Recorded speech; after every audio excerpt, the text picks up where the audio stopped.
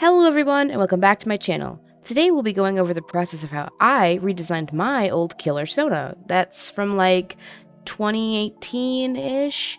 He means a lot to me and I love him to death, so this Halloween season I knew I had to do my boy some justice. Before starting the sketching process, I made a little mood board to get a good look at what types of vibes I was going for. And while I love the classics such as Halloween with Michael Myers and Friday the 13th with Jason Voorhees, I wanted to go with a more modern horror aesthetic. After that's complete, I move on over to a new canvas and begin sketching out a mask. After all, masks are pretty iconic to fictional serial killers, and I wanted to be able to fit in with the crowd I adore so much. So one might say, that's what the point of the mask is. You know what I'm saying? Initially, I didn't know how much I actually wanted to change in the design, but after I slapped the Krusty the Clown hair on top of my head, I knew what I needed to do. It was my duty to make a killer clown, and make one I did. As you can see from the sketch, I've combined both classic clown shit, like the shoes and the giant pants, with a more stylized version of clown attire, such as the neck ruffles and the red nose painted onto his mask. And of course, my own little personal touches were the fingerless gloves and the cropped top. After that, I moved on to creating him his own iconic weapon,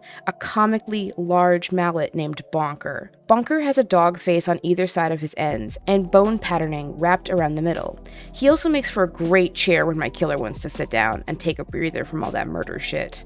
I mean, come on, murderers have to sleep too, you guys. While we're in the boring line art stage, you have to let me tell y'all about his dumb lore. Killer, and that's just what we're gonna call him for now, was originally created back when I was super into horror. He's my dumb self-insert to basically all things horror. You know, Michael Myers is practically his dad, even though he doesn't like Killer very much.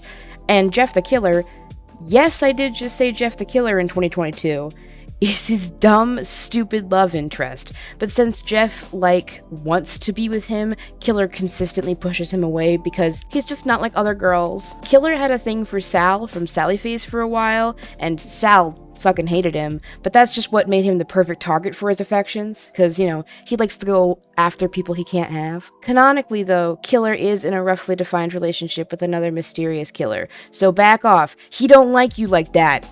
Avian. Little bitch having a crush on my killer Sona, little bitch. Since this is an official reference sheet, I take the time to add all the details in that I want noted, like how the mouth on the mask moves as he speaks, and how he only kills while having manic episodes. And once that's done, we can move on to the colors.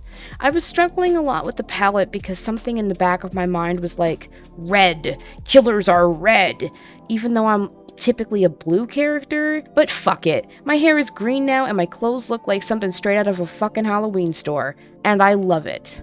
But in all seriousness, I really love the way the colors came out here. Something about the dull tones of the red and the plaid-like pattern on the pants generated a lot of serotonin for me. I went back and forth on the mallet a lot too, and I was worried that it would be too colorful for the rest of the design. But by using the magical powers known as the color brown, I was able to come up with something that I was really happy with in the end.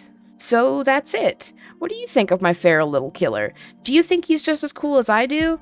If so, then you could be missing out on some free art right now. Yeah, that's right, free art.